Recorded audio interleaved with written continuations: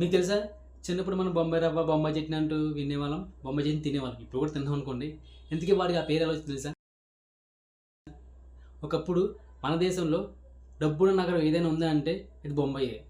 అందువల్ల ఏమైనా ఖరీదైన వస్తువులు వచ్చినప్పుడు గానీ, కొత్త వస్తువులు వచ్చినప్పుడు గానీ, పల్లెలో వాటి ముందు బొంబాయి అని చేర్చి పలకడం అలవాటు. సో, ఆ విధంగా బొంబాయి రవ్వ, బొంబాయి చట్నీ, బొంబాయి మిఠాయి అని వచ్చింది. అలాగే భార్యలకి వాళ్ళని పొగిడినప్పుడు వచ్చే హ్యాపీనెస్ కన్నా, వాళ్ళకి నచ్చని వాళ్ళని తిట్టినప్పుడు వచ్చే హ్యాపీనెస్ చాలా ఎక్కువంట. అలాగే కొరియాలో ప్రేమికుల రోజున అమ్మాయిలే అబ్బాయిలకి గిఫ్ట్లు ఇస్తారంట. బాగుంది కదా! 75 కిలోమీటర్ల దూరంలో ఉన్న భూకంపాలని 5 రోజుల ముందే పాములు పసిగడతాయంట. ఎడారిలో 6 గంటల పాటు వచ్చే సోలార్ ఎనర్జీ తోటి సంవత్సరం పాటు ప్రపంచానికి విద్యుత్తుని సరఫరా చేయొచ్చంట. యాపిల్స్లో అన్నిటికన్నా తీయనైన యాపిల్ ఏంటో తెలుసా? Black diamond. లాంగ్ ఫ్లైట్ జర్నీలో పైలట్స్ నిద్రలోకి జారుకుంటారంట. చైనాలో చెట్లకి క్యూఆర్ కోడ్స్ ఉంటాయంట. ఏటా 7 సెంటీమీటర్ల కదిలే కండం ఏంటో తెలుసా? ఆస్ట్రేలియా.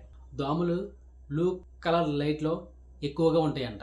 వీడియో నచ్చితే లైక్ చేయండి, షేర్ చేయండి, సబ్స్క్రైబ్ చేసుకోవడం మర్చిపోకండి.